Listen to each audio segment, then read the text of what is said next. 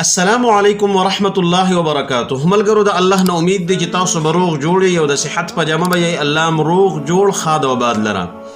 ملګرو نن مې تاسو په خدمت کې بل یو بهترینه او اهمه مسله راوړي او هغه عمل چې هغه اکثر خلک په امام پسې په جمع کې ولاړ دغه عمل کوي او دغه ناروا کار کوي. هغه ناروا کار او هغه عمل څه دی؟ هغه دا دی چې په جمع کې ولاړ یو مقتدی د خپل امام نه یو رکن له مخکې ځي، یا امام د هغه رکن لا کړی نی او دی هغه رکن له روان دی او هغه رکن کوي.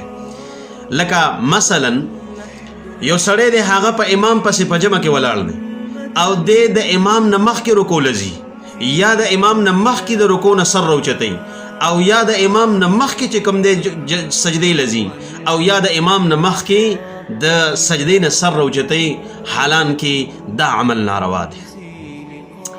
په حدیث د ابو هريره رضی الله عنه کې راځي، وی محمد رسول الله صلی الله علیه و آله وسلم فرمایلی دي، وی اما یخشى الذي يرفع رأسه قبل الامام ان يحول الله رأسه رأس حمار. وی آیا هغه کس نه یریږي چې هغه د امام نه خپل سر مخکې راوچتوي د څه خبرې نه؟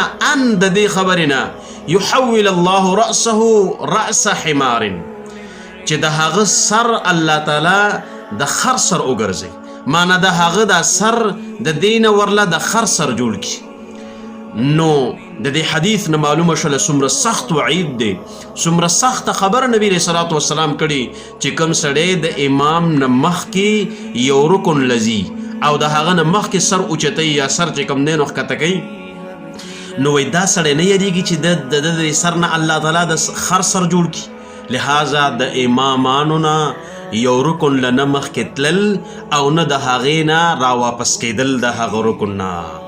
دا حدیث امام بخاری رحمه الله په خپل صحیح کې ذکر کړي په کتاب الاذان کې، او باب دی باب اسم من رفع رأسه قبل الامام، او دا حدیث نمبر دی 691، او دا حدیث امام مسلم هم ذکر کړي په کتاب الصلاة کې باب النهی عن سبق الامام بالرکوع او سجود ونحوهما، او د دې حدیث نمبر دی 427، او د الفاظ چې کوم الفاظ مویل د الفاظ د امام مسلم رحمه الله دی.